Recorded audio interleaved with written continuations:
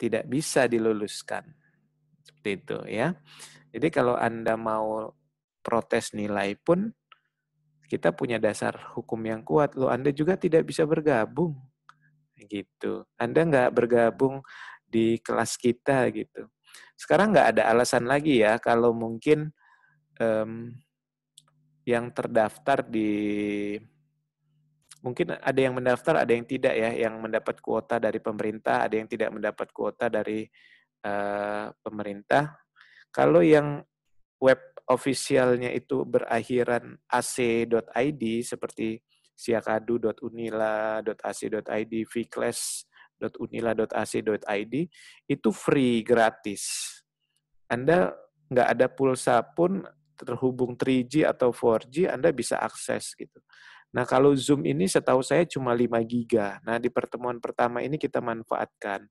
Tetapi kalau ada yang tidak mampu, saya tidak paksakan. Anda hubungi dosennya masing-masing, bilang saya kesulitan ekonomi, tapi valid ya, jangan pula dibuat-buat gitu. Ini saya kasih contoh, ada yang anak paralel yang mampu bayar 5 juta sekian SPP-nya, tapi dia bilang tidak mampu, tidak sesuai dengan penampilannya. Kita nggak percaya begitu saja gitu. Ada tes-tes yang kita berikan kepada mereka. Nah, selama Anda mengikuti peraturan, Anda mau dibantu, pasti kita bantu. Nggak mungkin nggak kita bantu ya. Di luaran mungkin HI terkenal galak, HI pelit nilai, segala macam. Anda buktikan hari ini, Anda buktikan nanti di akhir semester seperti apa, gitu ya. Nanti Anda bisa bilang ke adik-adik tingkat Anda, apa yang dikatakan senior Anda, itu nggak semuanya benar. Hanya segelintir orang yang bilang, kemudian mengeneralisasi, well itu nggak bagus, gitu ya. Saya rasa itu, rekan-rekan ya. Jadi selama Anda ikut aturan, insya Allah saya bisa pastikan Anda punya nilai yang bagus. Kecuali Anda males-malesan dan nggak bisa jawab. Kalau persentase penilaian semua diserahkan ke dosen kelas masing-masing, tapi kita punya kerangka yang general. 80% itu kehadiran, ya. Anda dapat nilai 100. Nah, kemudian UAS dan UTS itu punya porsi penilaian 25% dan 25%. Kemudian kuis dan tugas 20-20. Nah, itu ya. Anda ya mau tidak mau harus belajar. Ada yang bilang nih, Pak, saya nggak passion nih Pak di hukum. Saya kasih tahu sekarang, negara Indonesia ini berbasis sertifikasi, walaupun banyak orang yang bilang, sekarang nggak perlu sertifikat, yang penting skill. Iya, betul. Tetapi ada beberapa, bahkan sebagian besar, perusahaan, BUMN, pegawai negeri, dan lain-lain, itu butuh sertifikasi sebagai tanda Anda legal mendapatkan hak itu.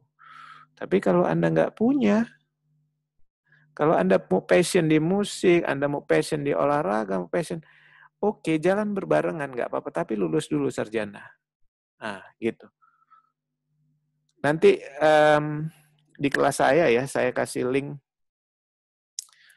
Ini saya kasih tahu teman-teman, Anda pernah nggak menonton podcastnya atau wawancara yang dilakukan oleh Sandiaga Uno dan Cinta Laura?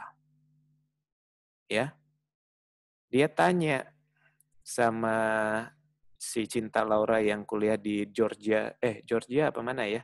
Di Columbia University, US. Dia bilang begini, Sandiaga, Cinta Laura, arti pendidikan tinggi buat Anda apa sih?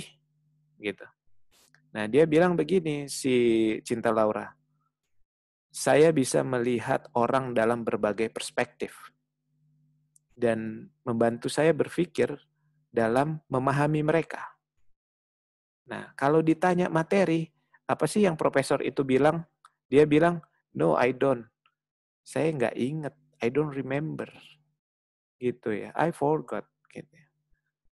Nah, tetapi ada sesuatu, ada dia belajar bertemu dengan kepala. Ini ada kurang lebih 255 partisipan yang hadir di sini. Apa sama nih? Misalnya saya ada Anissa Octavia, ada Dery Taraka. Apa sama nih otak mereka? Nggak sama gitu kan. Kemampuan akademisnya pun beda. Nah dari situ Anda belajar, Anda punya rasa iri, Anda punya rasa cuek, Anda punya rasa apa, dan itu yang menentukan Anda gitu ya. Nah itu motivasi dari saya sedikit sebelum kita masuk ke materi yang saya pikir ini bakal menarik. Kenapa? Karena kita bicara bukan hanya Indonesia, ruang lingkupnya, tapi kita bicara global. Apalagi Anda punya basis hukum-hukum dasar yang sudah dipelajari gitu ya.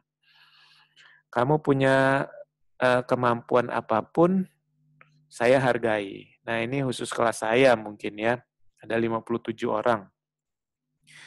Anda punya sertifikat apa, tunjukkan ke saya. Anda punya skill apa, tunjukkan ke saya gitu ya. Saya punya nilai tambah buat Anda. Anda menang, Anda punya juara, Anda ikut organisasi, dan Anda berkompetisi, walaupun cuma partisipan, saya hargai. Karena nilai akademis dan non-akademis itu jalan berbarengan gitu ya. Apalagi Anda yang punya, misalnya Anda punya, saya punya sertifikat TOEFL nih, di atas 500. Sini saya kasih Anda nilai. Gitu ya, datang ke saya kasih nilai. Atau Anda yang mau lanjut S2, nanti dosen-dosen HI bakal kasih Anda jalan untuk bisa dapat beasiswa keluar gitu ya. Ini ada Bu Desi, ada Bu Ulin yang berjuang mendapatkan beasiswa itu sudah tahu gitu strateginya seperti apa gitu ya. Nah, nanti teman-teman bisa belajar. Jadi yang kita lihat jangan hanya Indonesia, tetapi luar negeri juga. Ada seniormu pernah menulis, bukan senior kita ya, bukan senior Unila, tapi ada mahasiswa UGM, dia tulis, nanti bisa searching teman-teman ya di Google, kenapa perlu paspor? Kenapa kita harus punya paspor waktu mahasiswa? Teman-temannya pada ketawa, kenapa sih harus punya paspor? Nah, terus dia cuma bilang, saya belum bisa berangkat karena saya belum punya uang. Tetapi punya itu berarti harus bisa. Nah, jadi kalau Anda punya buku, Anda nggak tahu buku itu, nah berarti Anda yang error. Orang punya mobil, 80% dia bisa nyetir. Kalau dia nggak bisa nyetir, berarti dia males. Gitu kan? Ukurannya begitu. Atau dia sesuatu hal yang kurang. Tapi faktor X itu jarang sekali gitu.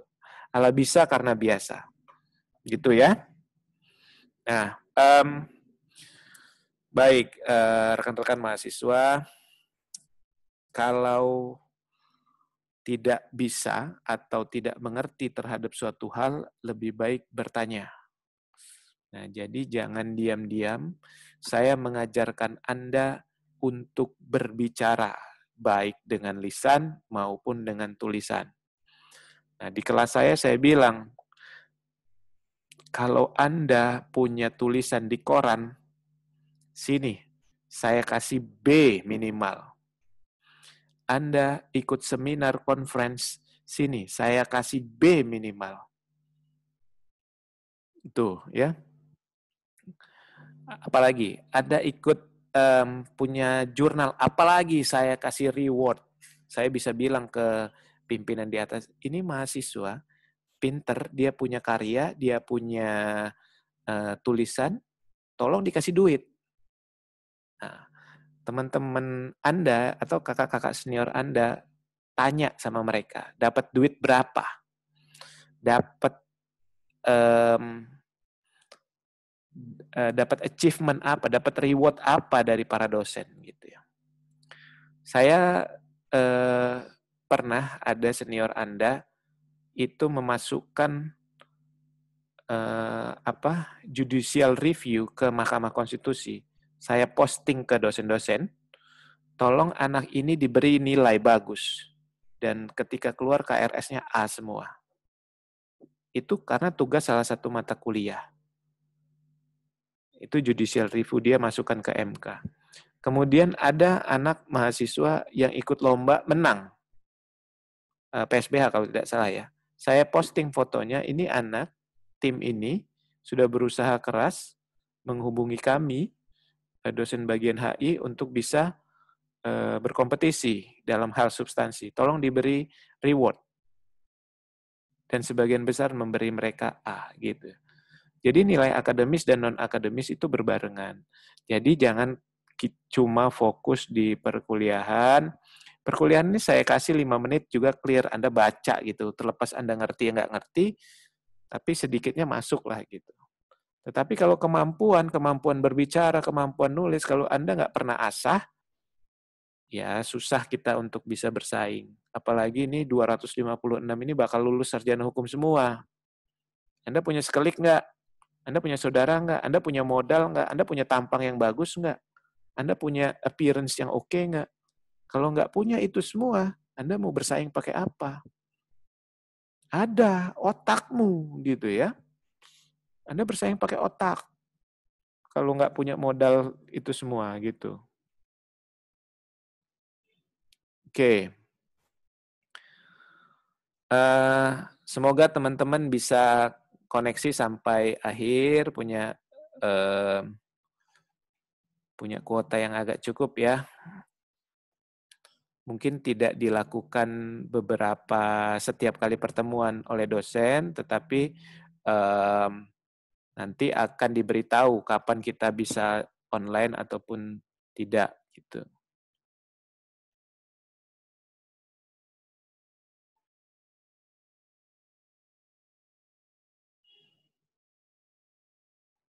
Tadi share screen saya kelihatan nggak ya? Kelihatan ya, oke. Sebentar.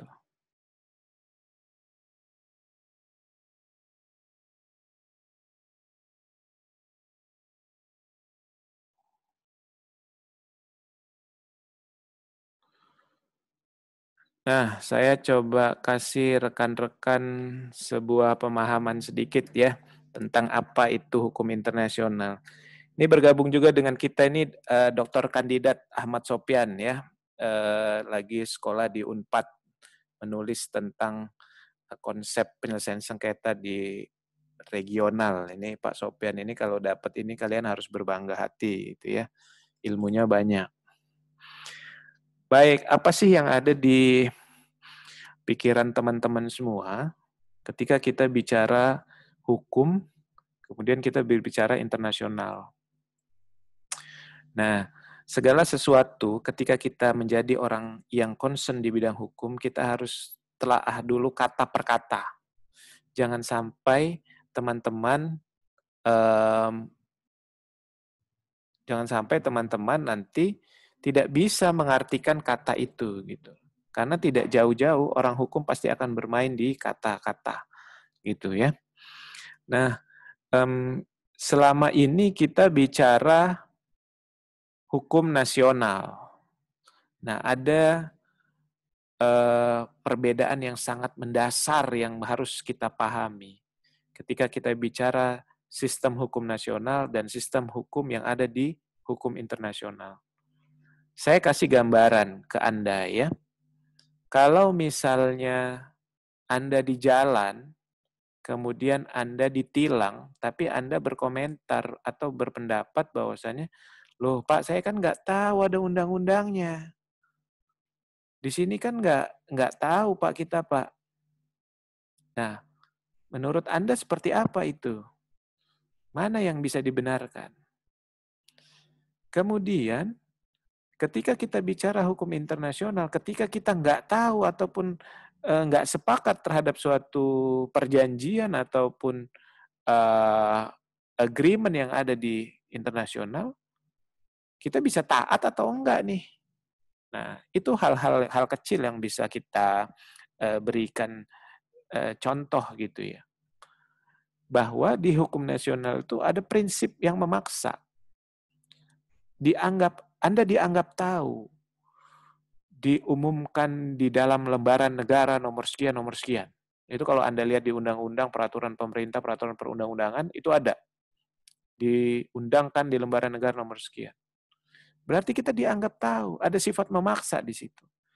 Nah, tetapi kalau kita bicara hukum internasional terbentuk dari apa? Nah, ada em, ada dasar hukum di dalam hukum internasional itu yang menyebutkan bahwa perjanjian itu menjadi sebuah undang-undangnya hukum internasional.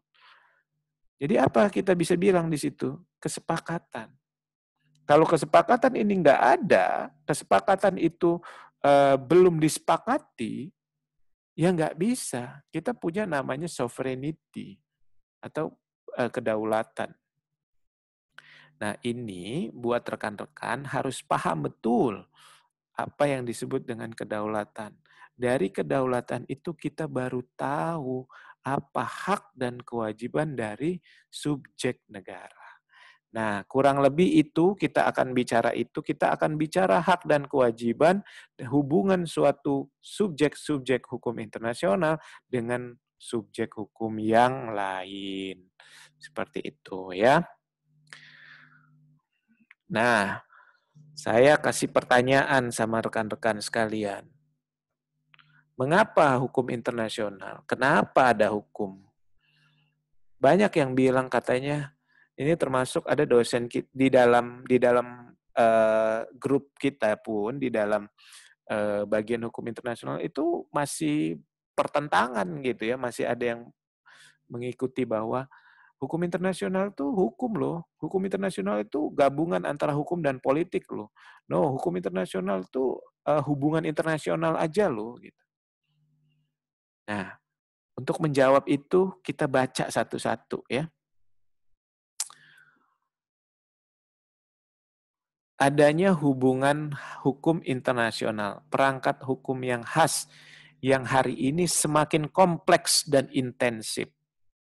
Sekarang saya tanya ke rekan-rekan sekalian, kalau kita mau keluar negeri, bisa nggak kalau nggak pakai paspor?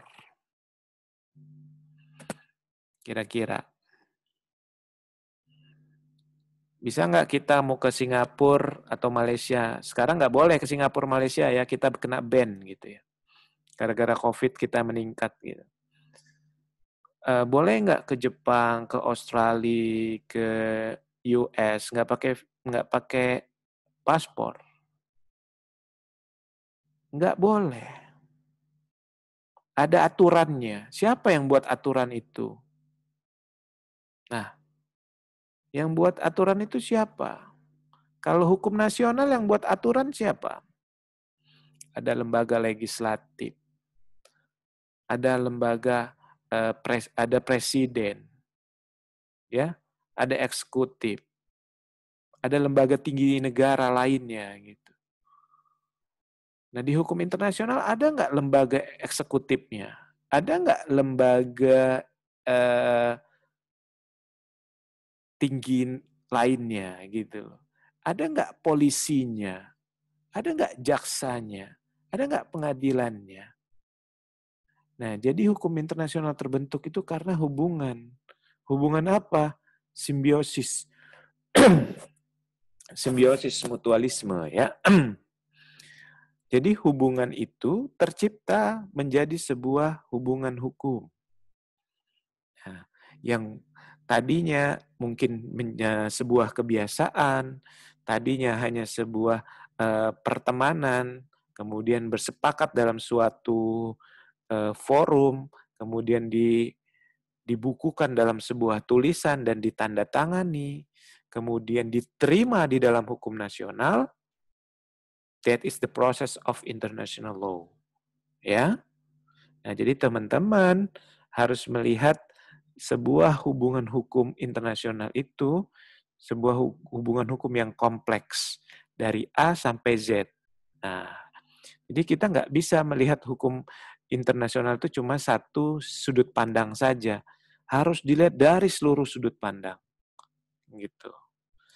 Nah, jadi saya selalu bilang ke senior Anda yang mengambil bagian hukum internasional, saya acungi jempol ke rekan-rekan semua yang mengambil bagian hukum internasional. Kenapa? Anda dianggap paham atas hukum Indonesia. Pidana, perdata, administrasi negara, dan tata negara. Kenapa? Kita akan mengkomparasikan, kita akan menganalisa, kita akan memberikan harmonisasi, kita akan memberikan disharmonisasi terhadap hukum internasional dan hukum nasional. Nah, nanti kita akan belajar nih teori-teori monisme, dualisme, primat HI, primat HN. Nah, nanti Anda akan dapat di kelas masing-masing. Ya, mana sih yang kita pentingin? Hukum internasional apa hukum nasional sih? Gitu. Kira-kira yang mana? Kalau saya jawab, oh enggak lah, saya enggak pentingin dua-duanya. Saya mentingin kepentingan nasional aja deh. Gitu. Kalau kita menguntungkan untuk ikut perjanjian internasional, ya kenapa kita nggak ikut? Kalau kayaknya kita rugi deh kalau masuk itu, ya udah kita nggak usah ikut aja gitu. Kita punya namanya yang saya bilang tadi, sovereignty and interest gitu ya, ada kepentingan di situ. Nah, yang kedua, hukum tidak mengatur tentang hubungan kenegaraan saja, namun juga konflik. Nah, kita lihat sekarang lagi panas nih, China versus US. Nah, kalau Anda teman-teman ini ngambil konsentrasi perdata, yang kemudian bicara paten, ini kita lagi rebut-rebutan nih, China, Rusia, US, UK. Ada 8 perusahaan obat yang lagi bertarung. Nah, ternyata kita Indonesia udah duluan. PT Kalbe Farma itu mengeluarkan obat. Remdesivir kalau tidak salah ya, obatnya apa itu? Obat COVID-19 untuk remaja dan dewasa. Saya belum baca beritanya lebih lanjut ya, tapi BPOM udah mengeluarkan izin, udah izin edar. Nah, bentar lagi udah beredar itu obat gitu ya. Nah, masyarakat kita ini kalau udah ada itunya ya udah nih, sah-sah aja udah kita minum aja itu. Nah, begitu ya. Tapi saya sarankan rekan-rekan tidak perlu, walaupun sudah obatnya sudah ada, tapi nggak perlulah berkumpul-kumpul, kemudian nongkrong di mana-mana gitu ya. Stay at home, jaga kesehatan dan lain-lain. Gitu itu lebih penting gitu ya. Karena kasihan orang tuamu, para dosenmu, kakak-kakakmu dan kakek-kakekmu itu yang punya daya imun rendah. Itu kasihan banget gitu. Nah, balik lagi ke poin kedua, bahwasanya kita nggak ngobrolin hubungan kenegaraan aja, nggak ngomongin paspor aja, nggak ngomongin kedatangan duta besar, hubungan perjanjian, tapi kita ngurusin konflik juga tuh hukum internasional. Gimana? Bisa nggak tuh si Cina kita laporin ke Mahkamah Internasional? Udah kita laporin aja biar dia ganti rugi. Gimana cara ganti ruginya? Diatur nggak? Nah, kita harus cari hukum apa yang kena ini, gitu kan. Loh, nggak bisa, Cina kan punya kedaulatan. Nah, pertanyaan-pertanyaan ini yang bisa dijadikan sebuah analisa buat teman-teman semua, gitu ya. Nah, kemudian kita lihat deh, loncat kita ke Timur Tengah. Hari ini Suriah masih perang antara US dan US sekutu dan Rusia. Ada lagi tulisan yang menyatakan bahwa Rusia sama US itu cuma nyobain senjata mereka aja di Suriah. Nggak mau mereka nyobanya di negara mereka. Rusak nanti negara mereka. Jadi carilah mereka negara lain. Nah, benar nggak nih? Valid nggak isu ini? Gitu.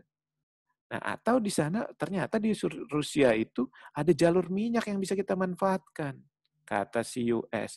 Kata Rusia, wah kita mau juga dong. Udah, kita rebut. Kita bantu Suriahnya. Ada juga begitu.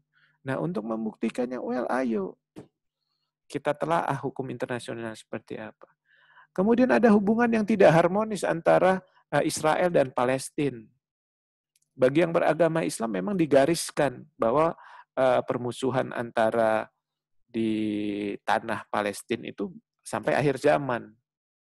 Nah, tapi di balik itu ada hubungan-hubungan internasional, hubungan hukum internasional yang memang terjadi di sana. Nah, kita tidak bisa meributkan agamanya, tapi kita bisa bisa menelaah sisi politik dan hubungan hukum yang terjadi di situ. Itu ya.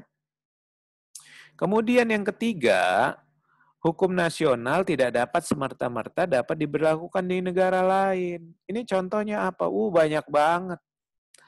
Kalau teman-teman pernah dengar nih, kasus baru-baru ini, ada Joko Chandra.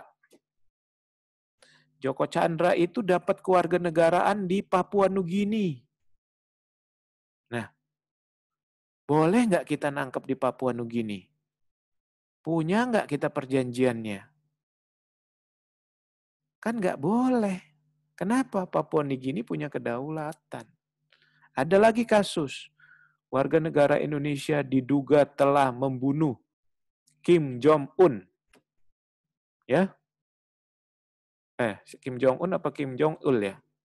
Adiknya Presiden Korea Utara.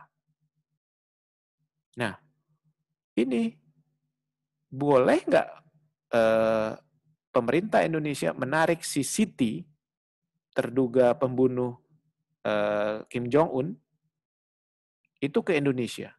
Nggak boleh sama Malaysia. Malaysia juga nggak boleh memberikan batasan, maksud saya memberikan larangan untuk pemerintah Indonesia untuk memberikan bantuan secara advokasi. Tapi hukum yang dipakai hukum apa? Bisa nggak pakai hukum Indonesia? Di lokasinya, lokusnya di Malaysia. Kira-kira boleh nggak? Nggak boleh. Harus ada izin. Ada kasus lagi, penangkapan mafia pajak. Gayus. Kalau Anda coba searching nanti cari. Gayus ini korupsi pajak besar sekali. Sampai terjadi namanya TPPU, tindak pidana pencucian uang. Dia belikan ini, belikan itu, belikan ini gitu ya. Dia lari ke Singapura. Cara penangkapannya di Singapura gimana? Walaupun ada perjanjian mutual legal assistance yang sudah ditandatangani antara Indonesia dan Singapura, tapi Singapura belum sepakat tentang SOP-nya.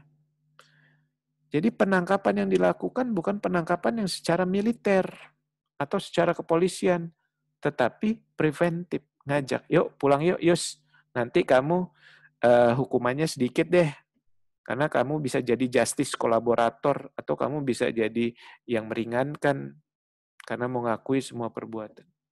Tapi kalau Anda lihat penangkapan Nazarudin, bendaharanya Partai Demokrat di zaman Susilo Bambang Yudhoyono, itu penangkapannya militer di Kolombia. Kenapa?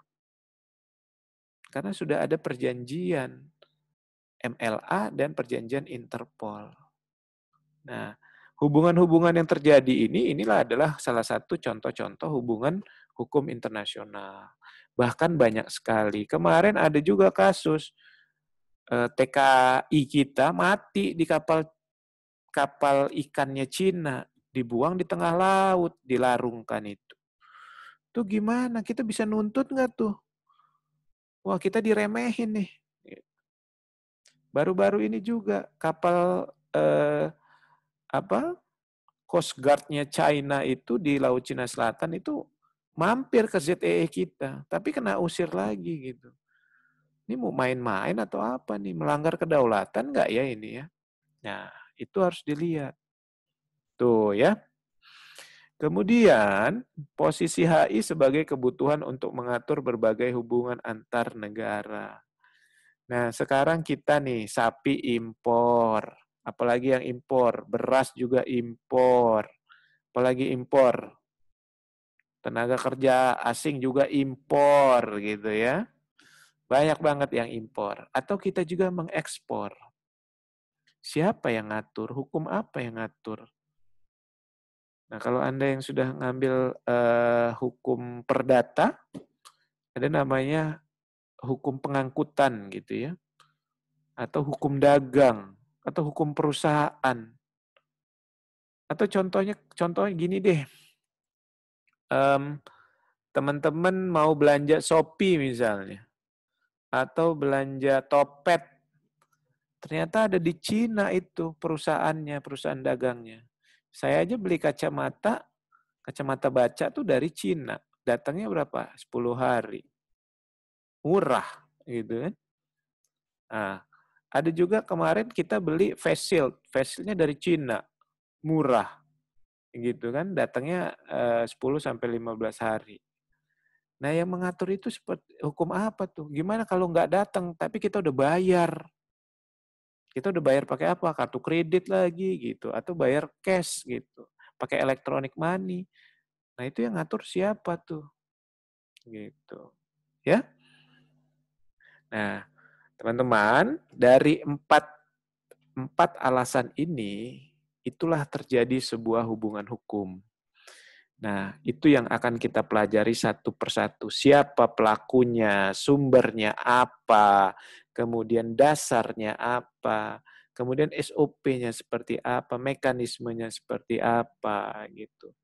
Ya, mungkin saya pahami dosen-dosen yang lain juga akan sadari bahwasannya kita tidak bisa mencontohkannya secara langsung. Padahal dalam hukum internasional ini wah, sangat menarik sekali ketika kita buka web official dari suatu organisasi internasional. Kemudian atau kita membahas kasus. Nah, tapi saya yakin semua dosen punya caranya sendiri dalam menjelaskan.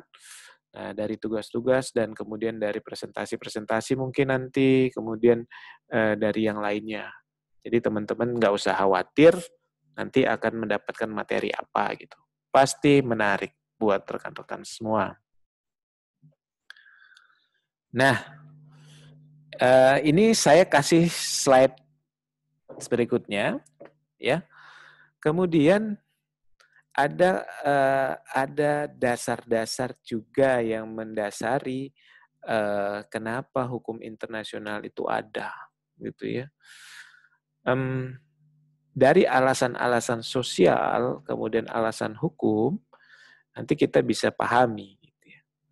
Kalau kita lihat ada istilah zoon politikon.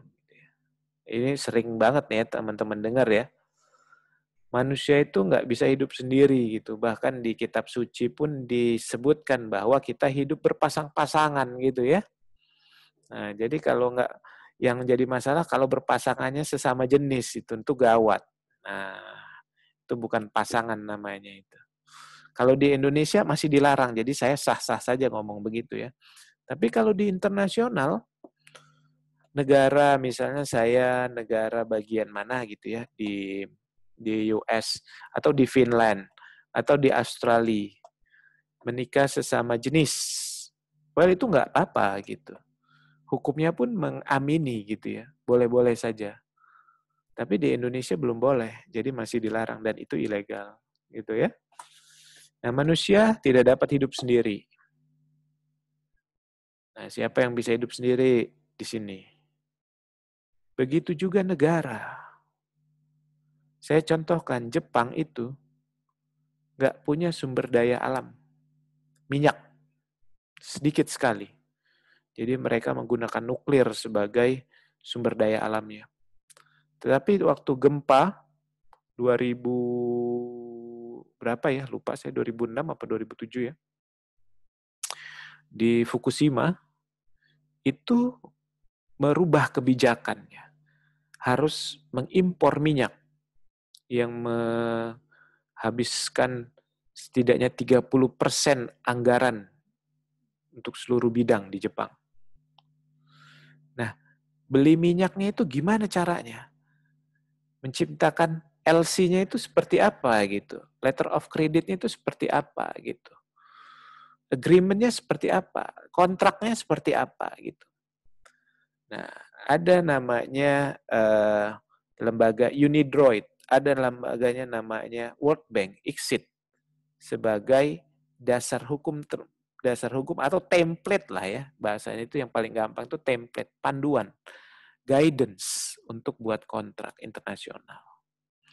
Kemudian ada WTO, World Trade Organizations, organisasi dagang. Nah, memberikan acuan, memberikan dasar, memberikan guidance gimana cara berhubungan. Nah, tidak hanya dalam perdagangan, tetapi diplomatik juga. Kenapa sih kita butuh yang namanya embassy atau kedutaan besar di luar negeri? Buat apa sih itu? Nah, kira-kira itu pertanyaan yang harus teman-teman jawab nanti di tengah-tengah perkuliahan ya. Nah, tapi saya yakin ini kita akan bicara dasar. Saya sudah bicara panjang lebar ini, contoh-contoh, tetapi nanti Anda akan mulai minggu depan, besok ya, Anda akan mulai bagaimana mempelajari sumber hukum dari hukum internasional. Nanti Anda berpikir, Anda akan bisa komparasikan. Oh, kalau sumber hukum nasional itu peraturan perundang-undangan, kemudian ini, itu. Oh, kalau HI itu ternyata perjanjian, ini, itu. Nah, jadi Anda bisa share, Anda bisa komparasi, kemudian Anda bisa analisa apa sih perbedaannya antara hukum internasional dan hukum nasional. Itu ya. Nah, kemudian masyarakat internasional sebagai landasan sosiologis. Maksudnya apa sih Pak? Ini kok bahasanya susah banget. Tadinya saya dulu juga jadi mahasiswa kayak Anda ini maksudnya apa ya? Masyarakat internasional sebagai landasan sosiologis. Yang disebut masyarakat internasional tuh siapa ya? Subjek-subjek hukum internasional. Anda masuk nggak dalam masyarakat internasional? Apa buktinya Anda masuk sebagai bagian dari masyarakat internasional? Nah, di awal saya bilang, ada yang punya paspor nggak? Paspor itu apa sih? Paspor adalah KTP internasional, Pak. Ya, betul. Paspor adalah tanda registrasi sebuah kependudukan. Ya, betul. Jadi apa paspor? Apakah menandakan Anda sebagai masyarakat internasional? Belum. Ketika Anda melakukan hubungan hukum yang mempunyai unsur asing, itu berarti Anda bagian dari masyarakat internasional. Anda terbang, Anda beli tiket, kemudian Anda menjejakkan kaki Anda di negara lain, Anda sebagai pelaku hukum internasional. Kenapa? Paspor Anda nanti dicap, Anda boleh masuk. Warga negara Indonesia masuk ke negara Cina misalnya. Yang berlaku apa? Hukum apa? Hukum Cina apa hukum Indonesia? Bisa nggak hukum Indonesia berlaku di sana? Nah, depend on apa yang terjadi di sana. Apa yang Anda lakukan di sana. Tetapi status Anda sebagai WNI, warga negara Indonesia, itu yang tidak bisa berubah, ya. Nah, Anda melakukan hubungan hukum, itu kita sebut sebagai hubungan hukum internasional atau peristiwa hukum internasional. Kemudian persamaan dalam azas hukum. Oh, kita sama nggak sama orang Cina? Kita sama nggak sama orang US? Kita sama nggak dengan orang-orang yang lain? Badan hukum kita sama nggak dengan badan hukum yang lain? Negara kita sama nggak dengan negara lain? Walaupun ada klaster, ada klasifikasi sekarang namanya negara berkembang, negara miskin, negara maju, negara sangat maju, negara amburadul, negara ini, well itu cuma status, ya. Semua negara yang ditetapkan oleh United Nation atau PBB sebagai negara itu punya namanya kedaulatan, semua punya hak yang sama. Nah, ambil contoh konvensi-konvensi internasional, ya, perjanjian-perjanjian internasional. All states, semua negara berkedudukan sama, nah, gitu ya, sama kayak undang-undang dasar kita, bahwa sesungguhnya, nah, dan selanjutnya ya. Kemudian adanya hubungan antar negara. Tadi sudah saya sebut di depan. Kita itu nggak bisa lepas. Kita namanya manusia tidak dapat hidup sendiri, jadi berhubungan kita. Nah, tinggal pertanyaannya hubungan apa yang terjalin, gitu. Hubungan ilegal, legal kah? Nah, ini kita harus melihat itu sebuah analisa. Makanya Anda dapat dulu di semester 1, 2 itu nggak dipasang nih hukum internasional. Kenapa? Anda harus paham dulu pidana perdata, PHI, PIH. Kalau Anda nggak paham, wah gawat. Nah, makanya kalau di kelas saya itu saya bilang siapa yang pidananya dapat H, perdatanya dapat A, PHI-nya dapat A, PIH-nya dapat A. Suruh jadi ketua kelas gitu ya, biar otaknya agak jalan dikit gitu. Nah, kira-kira itu ya, itu dulu buat rekan-rekan semua. Ada pertanyaan nggak? Saya coba buka ya sesi pertanyaan. Ada nggak? Saya silakan kalau yang mau ngomong nggak apa-apa. Saya coba buka dulu semuanya. Asal jangan ribut ya. Nanti wang-wang kayak semut lagi. Gawat juga tuh. Ya, silakan yang mau ngomong. Rini Andika. Oke, silakan. Mana tadi?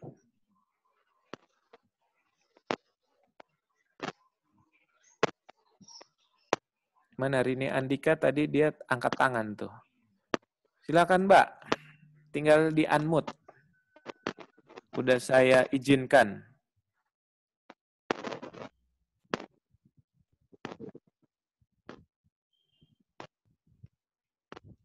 Nah, ini Rini Andika ya. Benar ya? Tadi tunjuk tangan ya? Mbak Rini? Assalamualaikum, Pak. Ya, waalaikumsalam. Silakan. Perkenalkan, Pak, nama saya Rini Andika. Ya, udah tahu Mbak. Sebenarnya kan Bapak masih ngasih pengantar ya, Pak. Saya ingin sedikit bertanya mengenai konflik internasional gitu, Pak. Nah, kalau konflik internasional itu, misal ambil contoh itu Palestina sama Israel gitu ya, Pak ya. Nah, itu sebenarnya ya Pak, ini karena saya belum tahu banget, itu nanti dia merujuknya, hukum yang mengatur itu kan hukum internasional gitu ya. Tapi kok yang saya lihat dominan Israelnya gitu ya daripada Palestina gitu. Apakah Palestina dianggap tidak memiliki kedaulatan gitu, untuk membela hak asasi negaranya sendiri gitu. Nanti hukum internasionalnya itu gimana? Apakah bisa dianggap bahwasanya hukum internasionalnya itu tidak adil atau bagaimana gitu Pak? Nah itu sih Pak. Ya, terima kasih banyak. Oke, terima kasih Mbak Rini. Saya jawab dulu ya. Mbak Rini, dosennya siapa Mbak Rini? Dosennya siapa Mbak Rini? Dosennya Prof. Heriandi. Oh, saya berarti ya. Kelas saya ya. Ya, Oh, Pak. gitu. Mau masuk bagian HI ya, Mbak Rini ya? Belum tahu jurusan Belum tahu, apa. Pak. Oke. Belum tahu. Oke, nggak masalah. Jadi saya coba jawab ya. Kenapa kok dominan Israel sih yang menang gitu ya? Gitu ya intinya jawabannya ya. Pertanyaannya ya. Benar. Oke. Singkat saja mungkin ya saya jawab. Nanti kita akan melakukan pendalaman gitu. Israel, Palestina itu semua mencari kawan, gitu ya. Di dalam United Nation, dalam PBB, Israel itu belum dijadikan sebagai anggota tetap dari PBB. Sedangkan Israel itu ada. Kenapa? Ini tidak lepas dari namanya hubungan politik.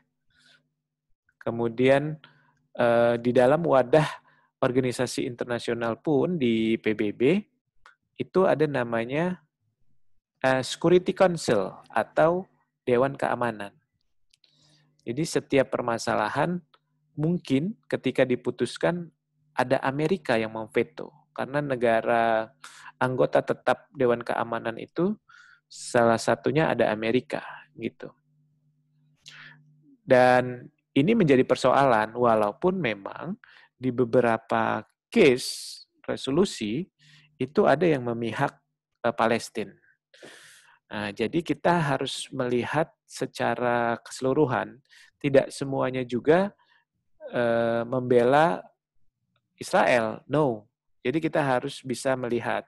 Mungkin sepengamatan kita saja banyak hal yang memang membela Israel. Tetapi kalau kita lihat resolusi-resolusi yang terjadi, itu banyak juga yang membela Palestina.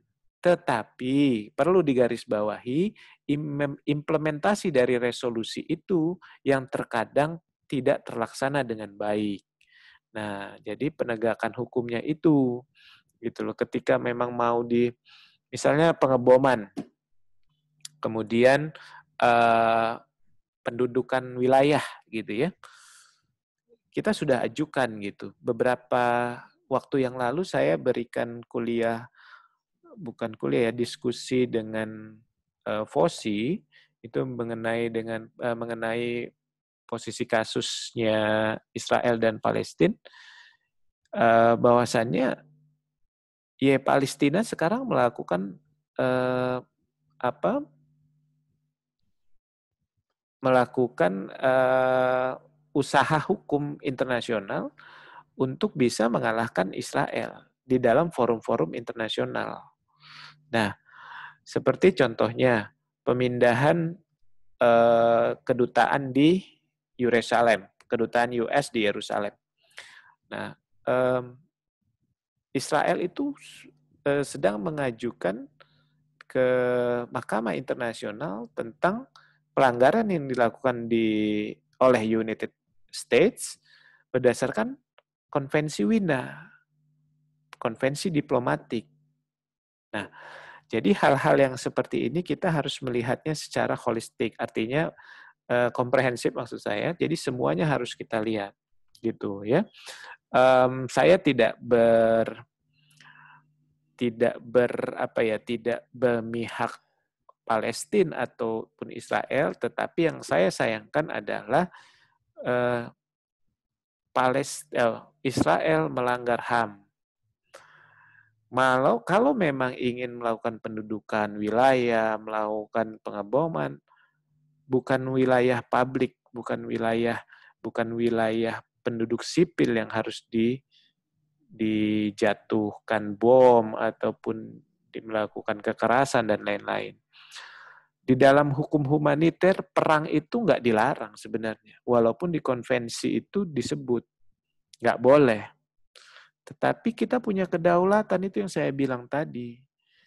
Nah, punya kedaulatan untuk bisa mendapatkan wilayah. Nanti ada materi ketika teman-teman bagaimana negara itu mendapatkan wilayah. Kalau tidak salah itu bagian saya gitu ya. Nanti kita diskusi di situ. Nah, yang menjadi pertanyaannya kenapa kok sering Israel, mungkin kita harus baca lagi ya putusan-putusan yang terjadi. Yang kita lihat memang pelanggaran HAM-nya, perusakan sipil, perusakan fasilitas, korban yang jatuh, itu kebanyakan memang penduduk sipil, penduduk yang tidak berdaya. Nah, itu yang kita sayangkan dan itu kita tidak bisa tolerir sebenarnya. Tapi ketika itu dibawa ke ranah internasional, ada hak veto yang dimiliki Amerika untuk tidak bisa menyalahkan Israel dalam hal-hal itu. Nah, itu kembali lagi ke politik, sangat detail dan complicated ya permasalahannya. Jadi kita harus melihat dari sudut pandang apa. Saya kira itu Mbak Rini ya. Nanti mungkin kita bisa lebih diskusi ke depan. Yang lain silakan. Jika ada yang mau tanya.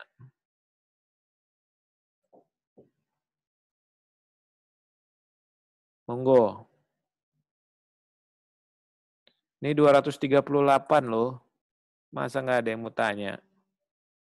Ayo.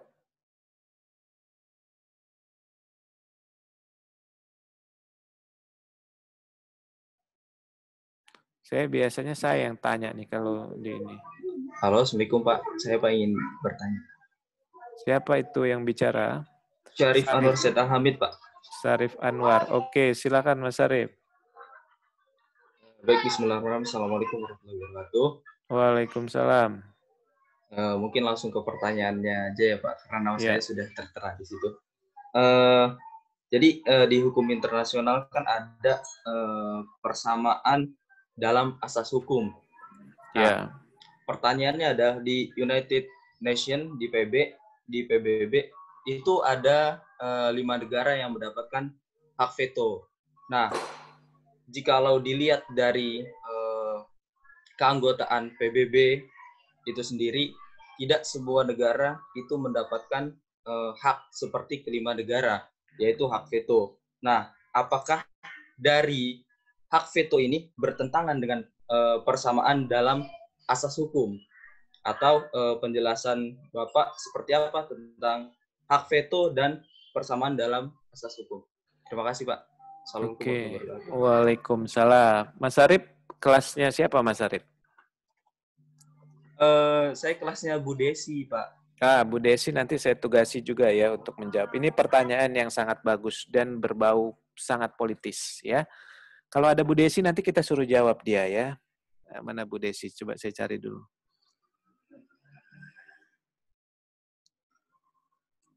Oh ada. Kalau dia nanti habis jawaban saya dia mau jawab nggak apa-apa. Jadi begini. Ada persamaan dalam hukum ya, sama kayak kita di pasal 28 UUD 45 ya. Kebebasan ya, artinya kita punya hak yang sama loh gitu. Nah, tetapi berdirinya UN itu kita harus lihat sejarahnya dulu nih. United Nation itu berdiri berdasarkan kesepakatan negara-negara untuk punya sebuah lembaga yang menjaga perdamaian. Nah, jadi diperlukan sebuah lembaga yang menjadi polisi, gitu ya. Awalnya gitu dulu.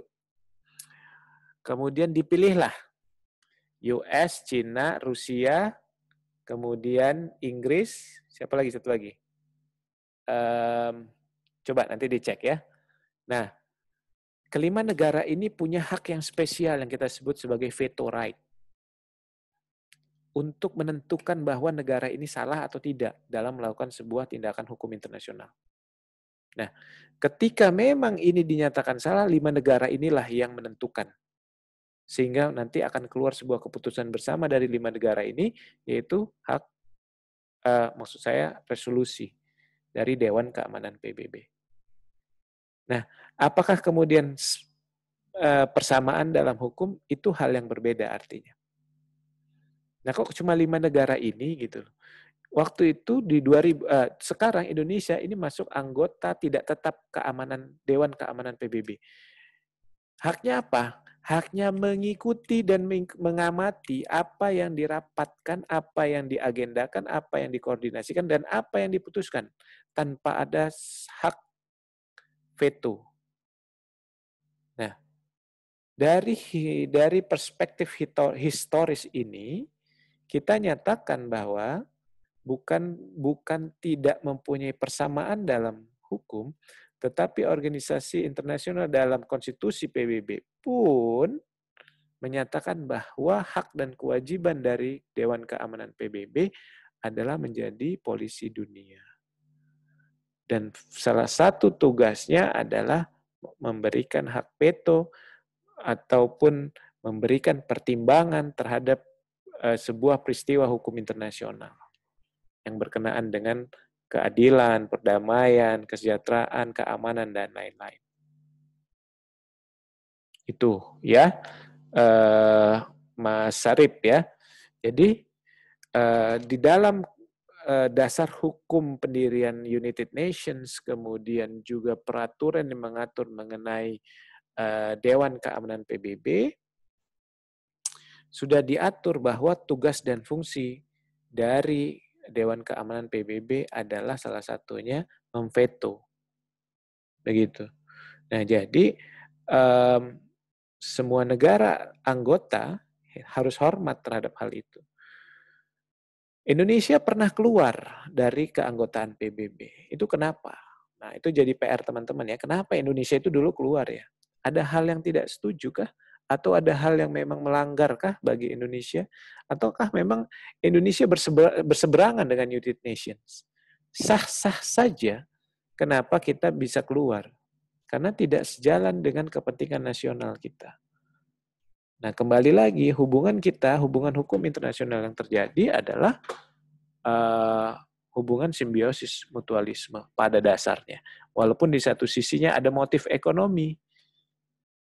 Ada yang di akhirnya nanti ada yang menguntungkan, ada yang merugikan. Seperti itu. Kira-kira begitu Mas Arif, Bu Desi. Kalau ingin menambahkan, silakan. Atau sedang punya kesibukan? Tidak, Pak. Cukup. Cukup, oke. Baik, Mas Sarip nanti bisa diskusi panjang lebar ya dengan Bu Desi ya. Itu nanti kita punya subbab sendiri ya di dalam namanya organisasi internasional.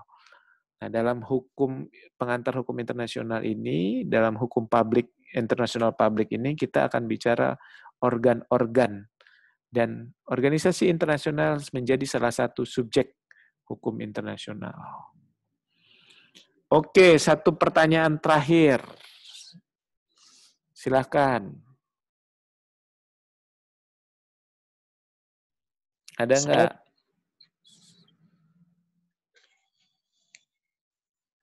Siapa tadi yang bicara? Rediansa, Pak. Ya. Rediansa. Oke, silakan Mas. Saya ingin bertanya, Pak. Ya. Jika ada suatu perjanjian internasional yang bertentangan dengan konstitusi negara, apakah negara tersebut tetap ikut dalam perjanjian tersebut? Bagaimana kalau negara tersebut tidak mematuhi, sedangkan negara tersebut adalah anggota, Pak? Coba Mas Redi diulang. Jaringannya, Pak, jelek. Oke.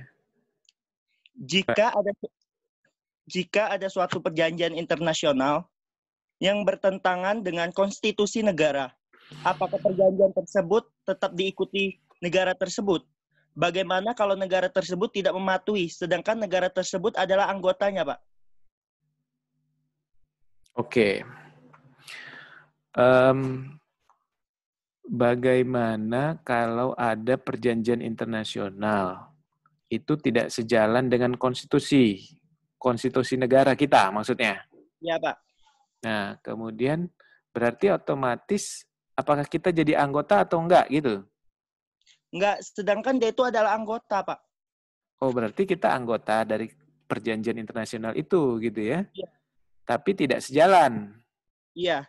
Oke. Oh, mungkin saya ambil contoh begini. Dulu di zaman SBY kita terima perjanjian itu gitu ya.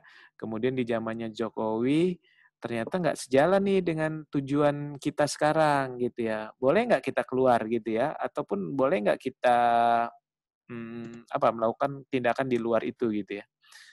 Saya kasih contoh keluarnya UK dalam Uni Eropa. Nah, teman-teman bisa cari case ini. Kenapa sih Inggris kok keluar dari Uni Eropa gitu loh? Apa sih hal yang mendasarinya gitu? Menguntungkan nggak sih keluar dari Uni Eropa? Nah, kalau kita berkaca kepada hal itu, ada national interest, ada kepentingan nasional yang lebih didahulukan. Ada alasan-alasan yang lain. Begitu. Nah, saya bilang tadi kan di awal ada nanti Anda bicara teori hukum internasional itu ada primat HI, primat HN, kemudian dualisme, kemudian bicara monisme dan lain-lain. Nah, simpelnya begini. Jika politik luar negeri Indonesia yaitu adalah bebas aktif dan menguntungkan. Pertanyaannya, kalau nggak menguntungkan ngapain kita ikut? Gitu nggak sih? Sama halnya kalau Anda ngambil bagian hukum internasional. Kemudian, ngapain sih kita ngambil mata kuliah bagian lain? Gitu loh. Menguntungkan nggak buat kita? Nah, pertanyaannya itu ya. Jawabannya itu ya. Simple. Mungkin simple, tetapi saya pikir itu menarik gitu loh. Buat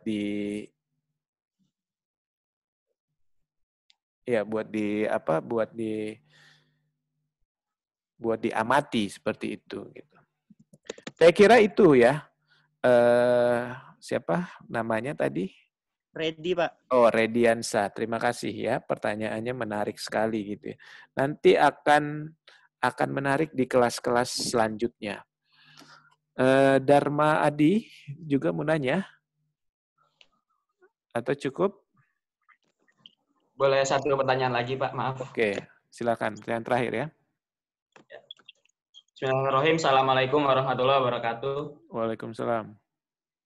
Izin bertanya, Pak. Sebelumnya perkenalkan diri. Nama saya Dharma Adi Wiguna. Di sini saya ingin menanyakan jika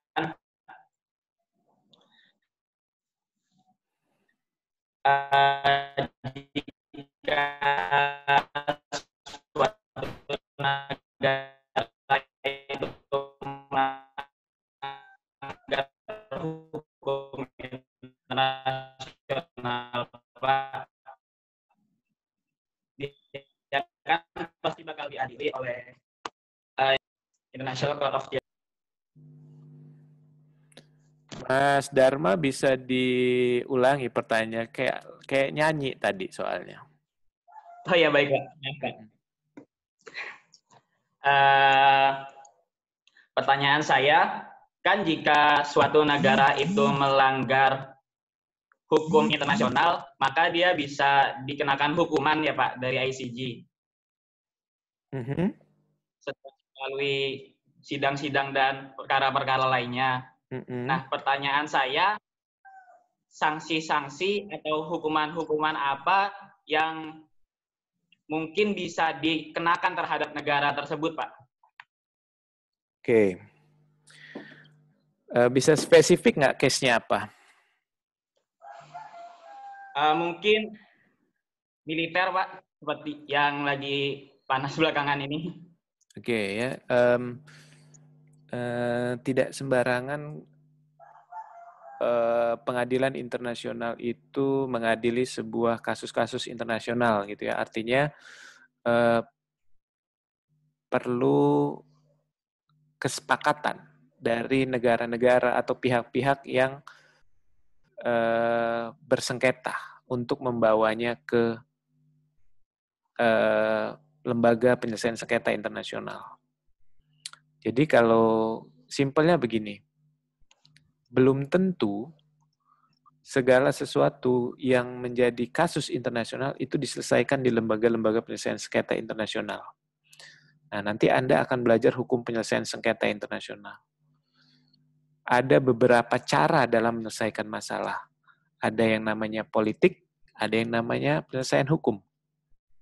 Nah, ada mediasi, good offices, diplomatik, kemudian melalui pengadilan, itu nanti kita pelajari. Nah, saya kasih contoh Pulau Sipadan dan Ligitan saja. Kesalahan Indonesia adalah mengapa mau dibawa ke ICJ, kalau memang kita sudah melihatnya dan menganalisanya kita akan kalah. Seperti itu.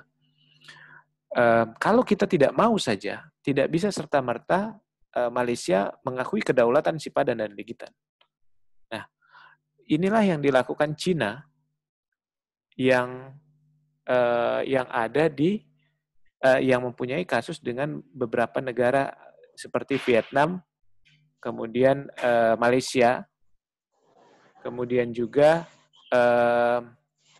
Thailand berkenaan dengan 9 garis putus-putus yang ada di Laut Cina Selatan.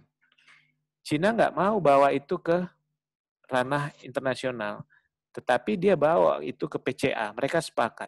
Tapi apakah kemudian disepakati? No. Cina tidak sepakati keputusan itu. Nah, kemudian apakah mengikat keputusan itu atau tidak mengikat? Itu adalah good faith dari negara-negara atau pihak-pihak. Niat baik dari sebuah negara. Kalau negara nggak mau, apa kita bisa maksa? Nggak bisa, terjadilah perang. Nah, jadi hubungan hukum internasional itu terjadi atas dasar good faith. Atau dalam perjanjian itu ada niat. Ya, kalau di Indonesia itu ada niat. Nah, ada niat baik yang harus dilaksanakan. Jadi kita harus melihat kondisinya dulu. Lembaga penyelesaian sengketa internasional banyak. Nah, kita nanti akan belajar itu.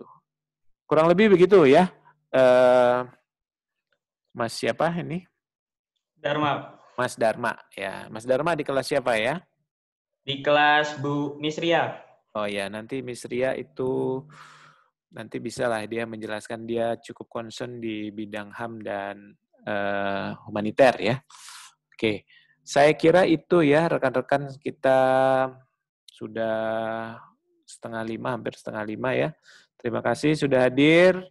Saya pikir teman-teman sudah menulis semua nama dan absennya, nama dan NPM Anda. Terima kasih juga dengan para dosen yang sudah hadir, Bu Desi, Bu Ulin, Pak Rudi, kemudian dosen yang lain yang mungkin tidak bisa saya sebutkan satu persatu. Pak Sopyan juga terima kasih. Mohon nanti di kelas-kelas lain Pak Sopyan juga bisa bergabung. Tetap pantau di Siakadu dan di Fikles. Dan untuk kelas saya ada tugas yang di Fiklesnya sebagai absen tambahan Anda ya. Silakan dibuka. Baik, saya rasa itu. Terima kasih. Saya akhiri. Billahi taufiq wal hidayah. Wassalamualaikum warahmatullahi wabarakatuh. Waalaikumsalam warahmatullahi wabarakatuh. Terima kasih, Pak. Makasih, Pak. Terima kasih, Pak. Titip. Kurang ajar. Lagi bisa pinjam dulu. Nggak bisa gue garisin kalau. Terima kasih, Pak. Kemarin lagi ya. Jeffrey Herian.